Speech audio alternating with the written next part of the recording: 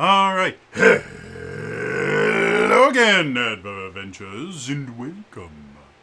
Another exciting daily vlog. I think this is daily vlog number 241, somewhere around there. So, today,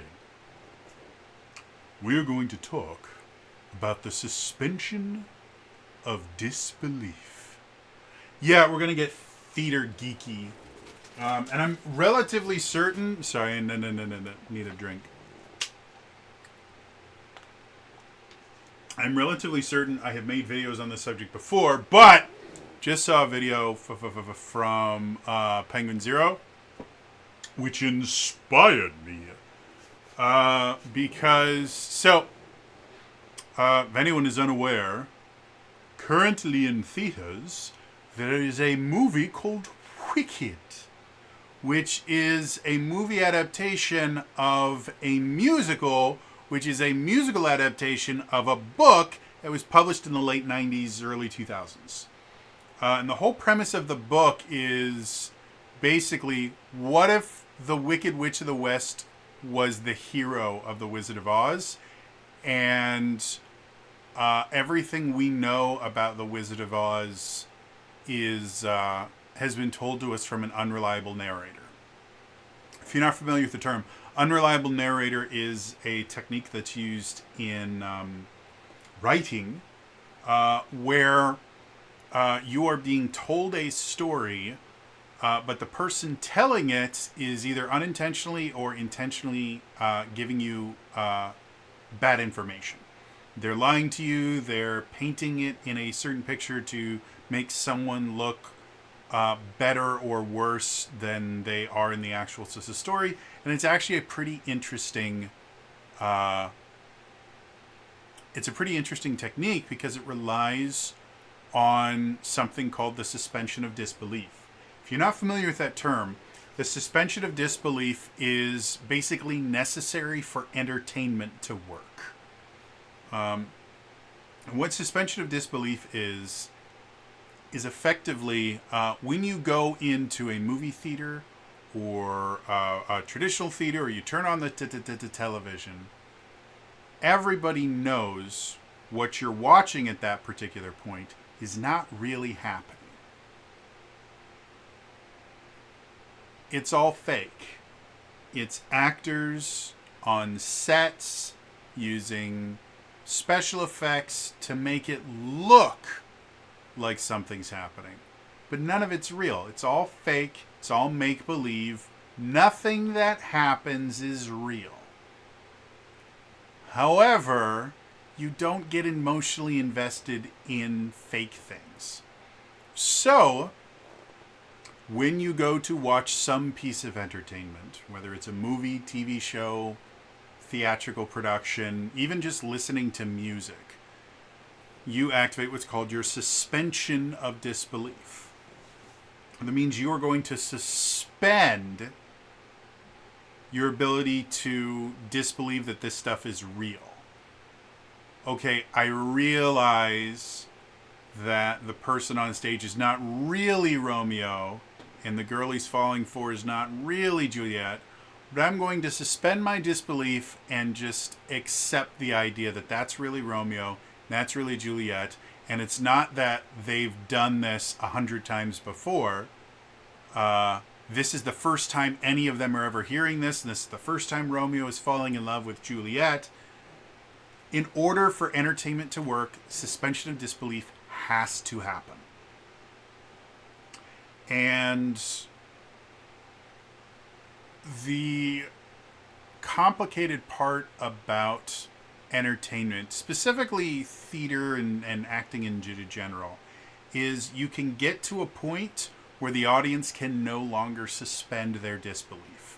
If you do something too absurd, it will stop the suspension of disbelief, and the audience will go, "Oh, this is a bunch of actors lying to me." And it takes the audience out of it, and it's just not very fun anymore. And you can't get invested in what's going on.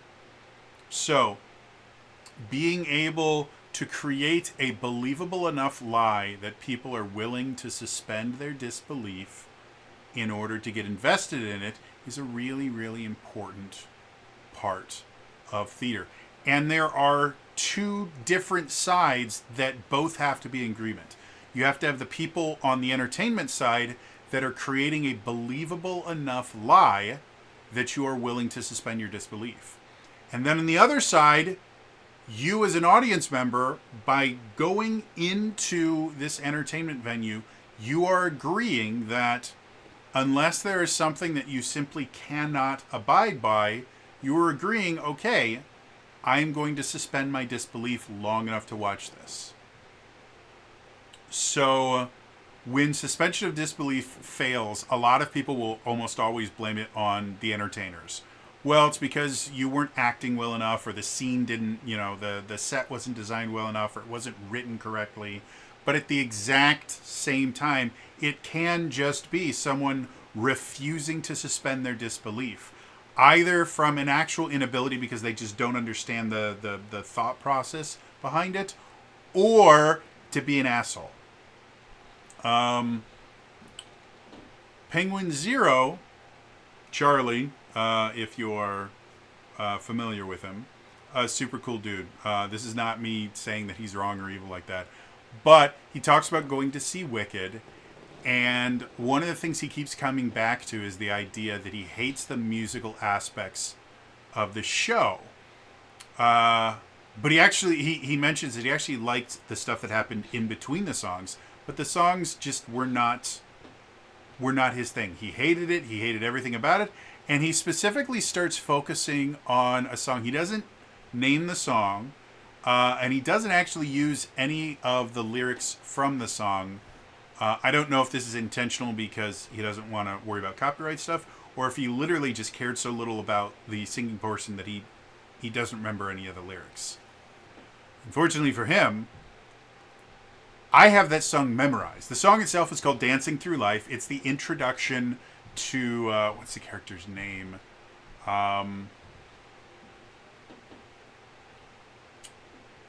Fierro, that's his name. It's the introduction song for Fierro. And the reason I'm bringing up this suspension of disbelief is for Penguin Zero, again, he goes into the movie and he's agreed to that social contract. I'm going to suspend my disbelief long enough to enjoy this. But he eventually gets to a point where he can no longer suspend his disbelief. And this is a really common thing I hear from people that just don't like musicals is, well, as soon as they start singing and dancing, nobody does that in real life.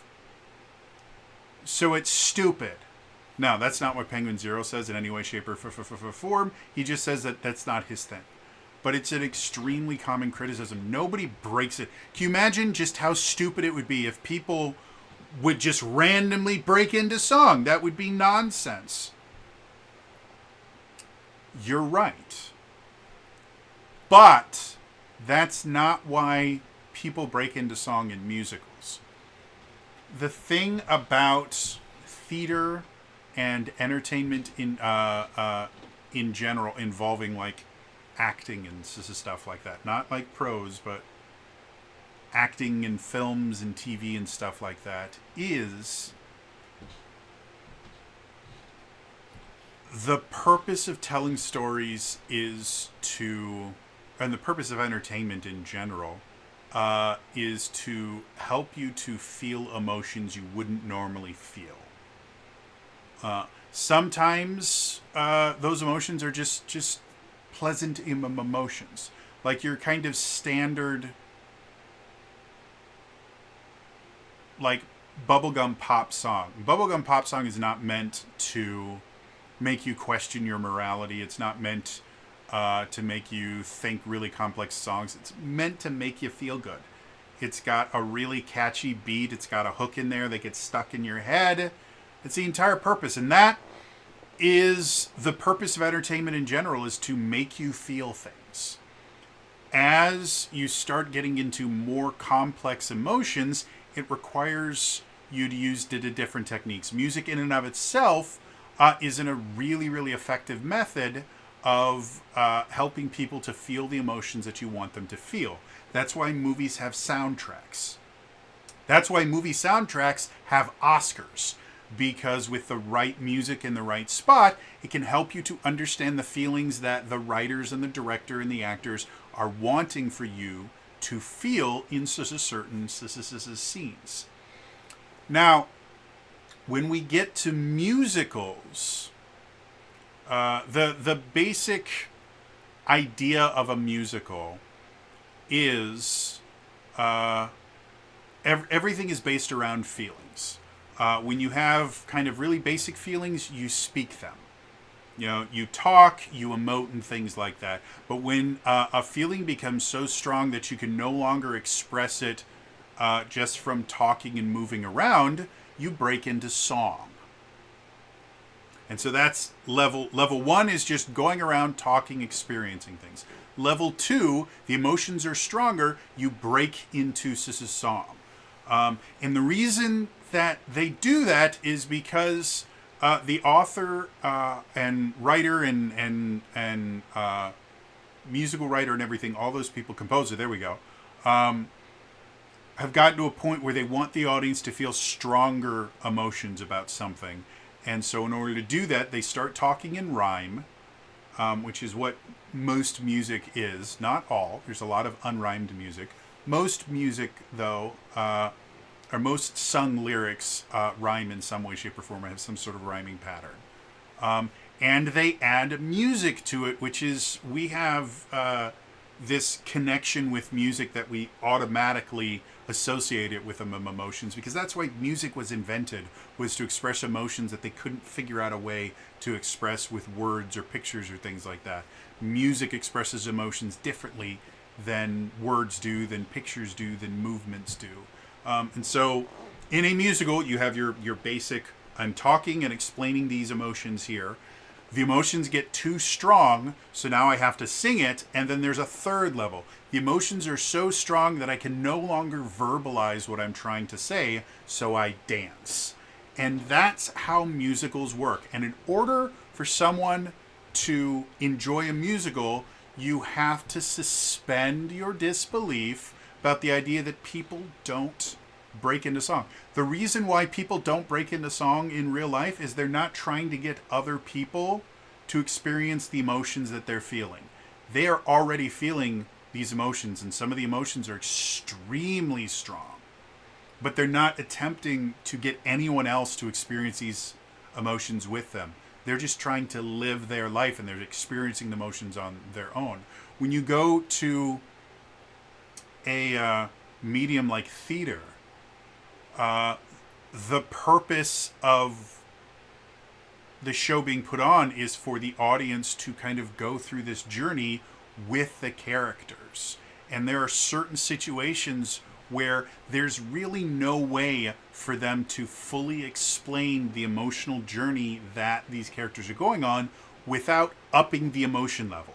Okay, we've gotten to the point where these are really, really strong emotions, so now we're going to sing about it, and we're going to dance about it, so that it's easier for the audience to experience the emotions that the characters experience, so they can fully understand what's going on from that character's point of view. So, going back to Penguin Zero's video, he's talking about the song Dancing Through Life. And the way that he's describing it is basically, this kid just sings an entire song about, hey, it's great to be stupid, and everyone should be stupid. Books are dumb, you're dumb. It's just everybody, it's great to be stupid. And that's not what the song's about. The entire purpose of the song, again, this is the introduction for the character Fierro.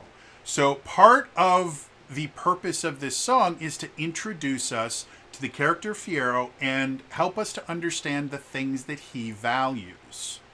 And when you look at the actual lyrics, I'm going to read the lyrics. I'll probably sing a little bit of it, just because I've had this song memorized since I was in high school. So the lyrics for the first part really kind of, the first verse and the chorus really explain the entire thought process of Fierro really well. So, trouble with schools is they always try to teach the wrong lessons. Believe me, I've been kicked out of enough of them to know. They want you to become less callow, less shallow.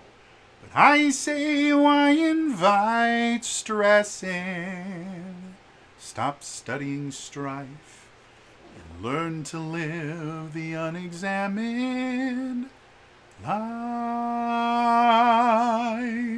Dancing through life, skimming the surface, riding where turf is smooth. Life's more painless for the brainless. Why think too hard when it's so soothing? Dancing through life, no need to tough it when you can slough it off as I do. Nothing matters but knowing nothing matters. It's just life, so keep dancing through. So we actually break this down. Start with a verse. The trouble with schools is they always try to teach the wrong lessons. This is him, and then continuing that, believe me, I've been kicked out of enough of them to know. He is entering the scene by going, hey, school is wrong and they're trying to teach you the wrong stuff. Trust me, I am so good at understanding that what they're giving you as lies is instead of trying to brainwash me like everybody else, they just get rid of me. They want you to become less callow, less shallow, but I say, why invite stress in? They want you to care about the things that they think you need to care about. They want you to not think about yourself. Why would you do that? Dancing through life, but I say, why invite stress in? Stop studying strife and learn to live the unexamined life. They want you to focus on all the bad shit in the world. Why focus on that? When you act dumb, your life is significantly easier, and there's no real reason to put in the effort. Dancing through life, skimming the surface, gliding where turf is smooth. Life is painless for the brainless. Why think too hard when it's so soothing? Yeah, you can do all this stuff, but why? All you're doing is making your life more difficult. If you just act dumb, nobody expects anything from you. Nobody forces you to do things that you don't want to do. Life is significantly easier. And I found the cheat codes. You don't actually have to be dumb. You just need to act like it. Stop fighting. Stop trying to be the best. Relax and enjoy everybody else fighting to be important. You don't need to do that. That's the character of Fiyero when he is introduced. And some spoilers for Wicked if you've never seen it. The character growth for Fiyero is him learning, because this is a very self-motivated character. He's sitting here and he's talking about, why spend the time learning all this stuff? Just act dumb and get what you want. That's what I do because it makes my life easier. And then his growth throughout the show is him learning, well, yeah, it may be easier to be dumb, and people may not ask you to do stuff, and they may have no expectations for you, so you have no expectations to fall below. But it's not a very fulfilling life. And meeting Elphaba and then the plot of Wicked, he slowly starts to realize that while dancing through life is fun, it's not fulfilling. And if you want to have a fun life, you can, but you'll never feel fulfilled until you stop skimming the surface and actually stand up for something. And actually feel the things. So,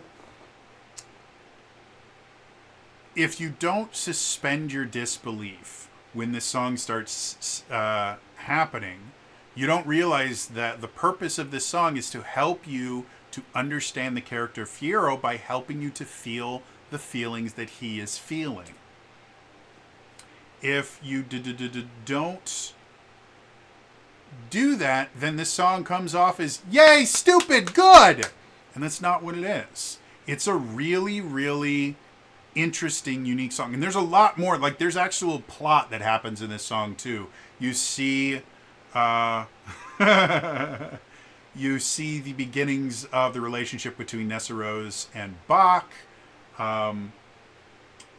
You see the first... you see one of the things that causes Galinda to start realizing that she needs to kind of change in how she deals with Elphaba and the things like that. Like it's a really, really story-packed song, and it goes on for a decent amount of time, because in addition to Fiyero having a solo at the beginning, there's also a dance number in the middle of it. They break out a couple different songs, because like the main song is Dancing Through Life, skimming the surface, riding where turf is smooth. But then you'll have these other melodic things, like when Galinda is convincing Bach to take Nessarose, she goes, "See that tragically beautiful girl, the one in the chair. It seems so unfair that we should go on a spree, and not she. Gee, I know someone would be my hero, if that someone were to go invite her." Completely different motif, completely different chord progression, completely different everything. And then as soon as that's done, it turns into a duet between Fiyero and Galinda, where it goes, "Now that we've met one another, it's clear we deserve each other. You're perfect. You're perfect, so we're perfect together. Born to be forever, dancing through life." And then more dance break and all that stuff. And then it goes to Elphaba and Nessarose, where she goes, "Finally, for this one night, I'm about to have a fun night with this munchkin boy Galinda found for me. And I only wish there were something I could do for her to repay her. Elphaba, see, we deserve each other, and Galinda helped it come true. We deserve each other, me and Bach. Please, Elphaba, try to understand." And Elphaba comes in, "I do." So again, we have another completely different motif, completely different set of chord progressions and melody and everything. And that theme will come back later when when we're dealing with the relationship between Nessarose and Bach. And like it's a really, really complex, interesting song. But if you don't do the basic suspension of disbelief of, yeah, most people don't break into song, then you miss all of that. And it's just, oh, look, it's a song about dumb people being great. And again, this is not a commentary on Penguin Zero. I don't think he's intentionally trying to be an ass or anything. That is his limit to his suspension of disbelief. It's not that he's trying to rip this movie apart or anything like that. It's just there is a point, and for different people it's different places, where you can no longer suspend your disbelief. And when people start singing, that is the point where he's like, no, I disbelieve. No more suspension. I disbelieve. And again, from someone that studied theater for over a decade and was working on getting a career in it, it is a little bit disheartening to hear someone that just, again, completely misses the point. Not because they hate it and they want everyone else to hate it, or not because they're stupid or anything, but because this simple idea of suspension of disbelief at that point is just it's a step too far for them. They can't suspend their disbelief that much, and because of that, they have missed a really important part of this show. This defines the relationship, or this defines the character of Fiyero. Which, if you don't understand where Fiyero started, you don't understand the massive amount of growth that Fiyero goes through throughout the show. This defines the character of Nessa Rose. Nessa Rose is not a major character in the musical. She's one of the more minor characters. However, the interactions with her are absolutely essential. They drive the plot. They drive quite a few different plots in the story forward. If you're not familiar with the show, Nessa Rose is effectively the Wicked Witch of the East. Elphaba's the Wicked Witch of the West. Nessa Rose is her sister, the Wicked Witch of the East, who rules over Munchkin Land in the original Wizard of Oz. So in this one, Nessa Rose is the daughter of the King of Munchkin Land and goes to this school called Shiz because the King of Munchkin Land is very wealthy. And in order to go there, Nessa Rose has a physical disability. She's in a wheelchair. And so the King of Munchkin Land sends his other daughter, Elphaba, with Nessa Rose to basically be the person that is her caretaker, helps her get around and everything like that, which is the position that Elphaba has been put in for her entire life. She has always been Nessa Rose's keeper and caregiver and everything like that. So this one song that you can kind of misrepresent as, hey, it's fun to be dumb, is really essential in introducing not only Fiyero, but his mindset when he first comes in. Why should I have to work harder when if I just act dumb, everything just goes my way? Very self-focused, self-motivated character. You see Galinda, who's already been introduced before and has already kind of started having a bit of a tiz with Elphaba. You start seeing her very manipulative nature here, not only in how she deals with Elphaba, because she gives her this really ugly hat and convinces her, no, it's the greatest thing. Black is this year's pink. You should totally wear it. We totally won't make fun of you when you wear it.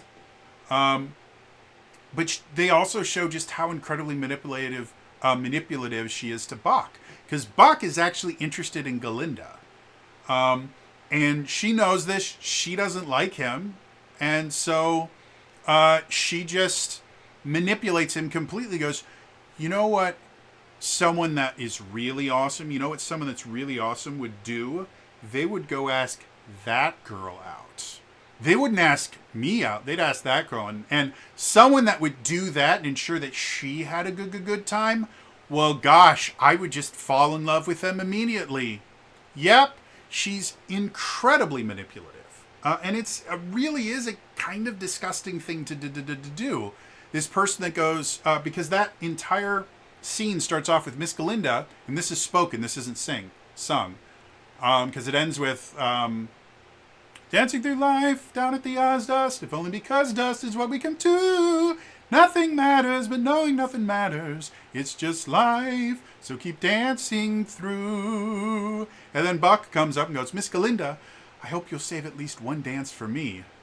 I'll be right there, waiting all night. She goes, oh, that's so kind, but you know what would be even kinder? See that tragically beautiful girl, the one in the chair. So you could see, as soon as she sees a suitor that it does not feel suits her, she manipulates him and goes, you know what would make me more attracted to you is if you went over there and you talked to that girl. It had nothing to do with wanting to help out Nessa Rose or anything like that. It was, I don't like you. Maybe if I give you something to focus on, you won't annoy me. And the very end of it, it ends with Bach going, well, maybe I could invite her. And it's one of my favorite parts of the show. Galinda never learns Bach's name. She calls him Bick. She goes, oh, Bick, really? You would do that for me? And then Bach responds, I would do anything for you, Miss Galinda. And then he goes over. And then literally, as he walks away, Fiyero kind of walks up and he goes, and he goes, so I'll be picking you up around 8. Instantly, she's like, you're the one that I really wanted to have a relationship with. He's the undesirable, so I'm going to go send him to, I'm going to put something shiny in front of him so that he can have something to distract him while I get with the person that I really want to get with. So this one song, which again, if you would listen to Penguin Zero's description, is all about, being dumb is fun.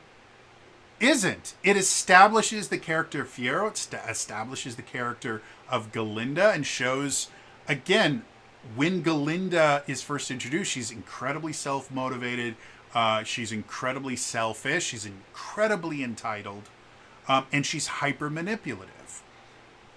And as the musical goes on, Galinda becomes significantly less self-motivated.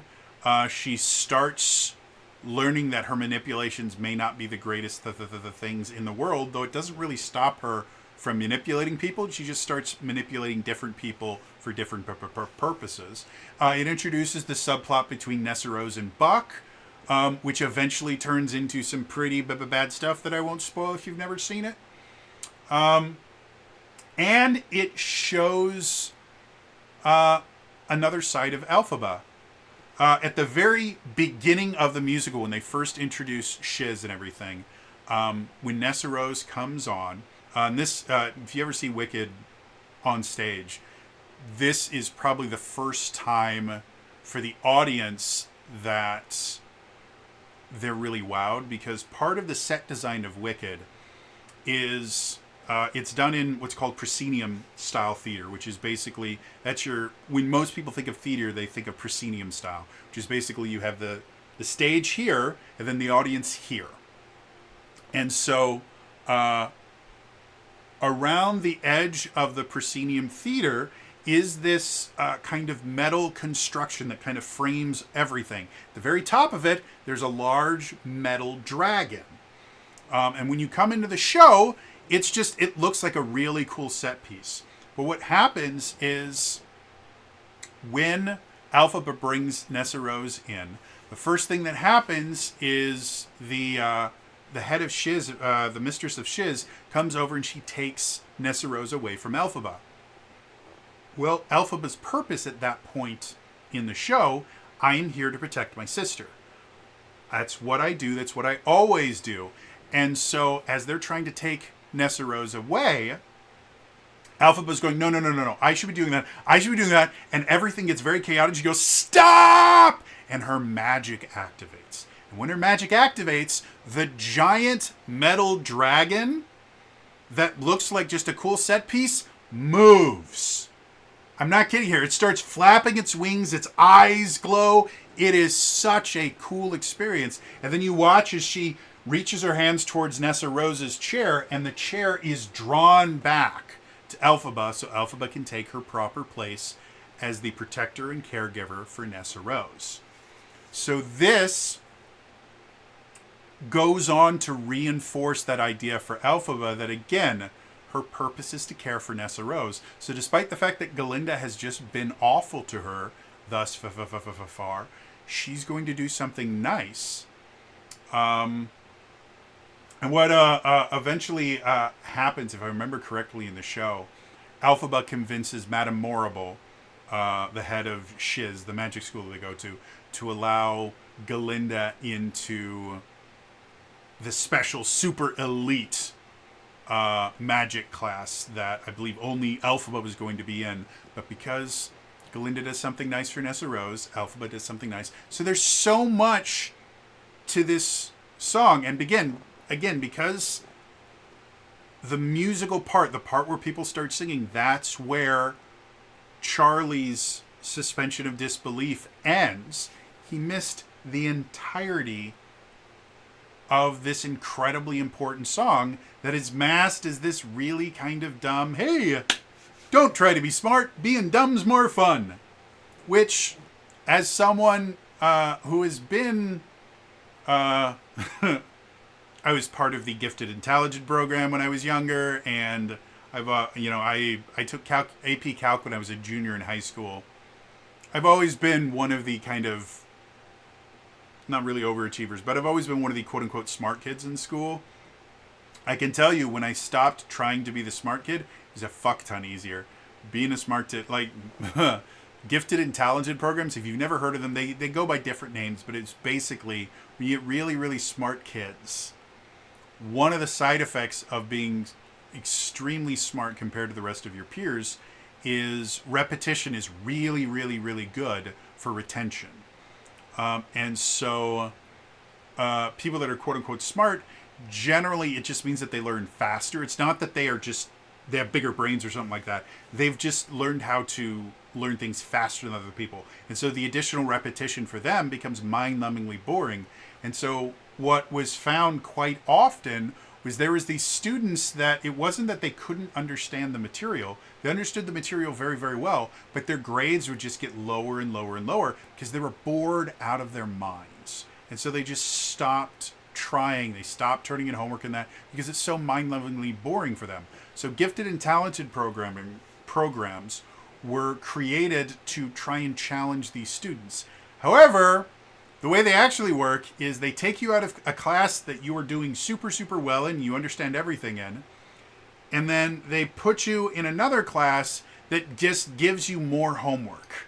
Like that's all gifted and talented was, hey, would you like to do more homework without any benefits? Okay, here you go. Write me an essay about this particular subject, or do this or do that. It was just more schoolwork, and it was designed to keep them busy so that they didn't get bored. So yeah, smart people have to work twice as hard to survive as a school. So anyway, the idea of not, showing off your intelligence makes perfect sense to me because I've been on both sides. I was in the gifted and talented program. I realized it was a scam, and then I quit. And a lot of people's like, oh, so you weren't smart enough? I was like, no, I could do it. I didn't want more work. There were other things I could do with my time than wasting it on extra homework. I never enjoyed doing homework. So, yeah. Anyway, this has been a really theater nerd geeky thing to talk about. But it is something that if you're interested in entertainment in general, whether it's being in the entertainment industry or just enjoying entertainment, whether it's music, whether it's television, movies, theater, commercials, whatever, understanding the idea that suspension of disbelief is the core building block for every piece of entertainment that has ever been created, and understanding how to figure out where your kind of point too far for your suspension of disbelief is, and understanding why it is. That is, because I know a lot of people that don't like musicals that are just like, well, they don't like musicals because, well, nobody ever actually does that. Yes, the reason why they do it in musicals is, unlike a book where they can use really amazing language to help you understand what the character is feeling, theater is a limited, they can't do that. They could have a narrator going, at this point, Bach was feeling very, very horny for Galinda. They could do that, but it takes away from the presentation. Theater is show, don't tell, by definition. And so the reason musicals have characters break into song is because it's easier for you to feel the emotions that character is feeling when they pair it up with rhymed lyrics and music. It's what it is. It's not that they're going, oh, wouldn't it be so cool if the world just broke into song? It's, unfortunately, this particular scene is so emotional for this character that I don't really have a better way to allow you, the audience member, to experience the emotions that this particular character's experience without having them break into song. Or this is the best way for me to ensure that you experience the same emotions that this character is experiencing.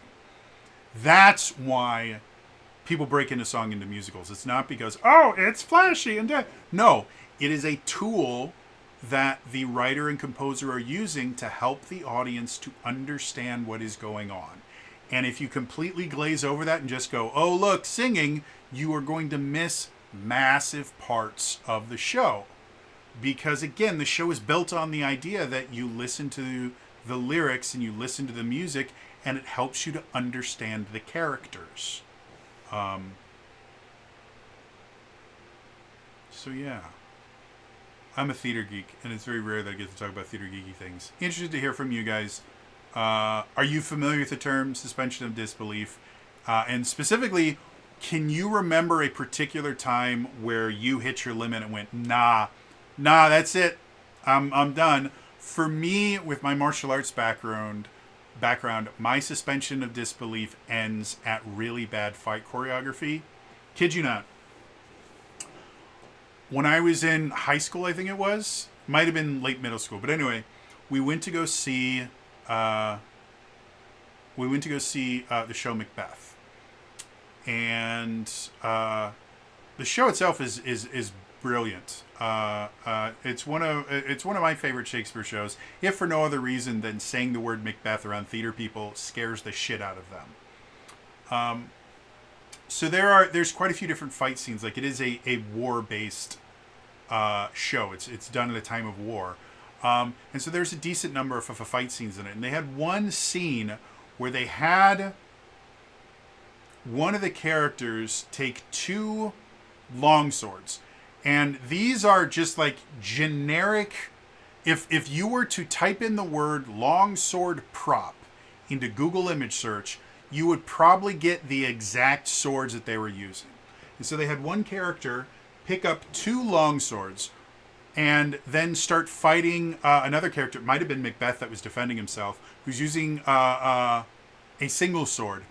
And I've made videos about this before, the idea that a lot of quote-unquote historical weapon experts will say that dual wielding is not a thing. It was something that was made up for fantasy and television. It's not true.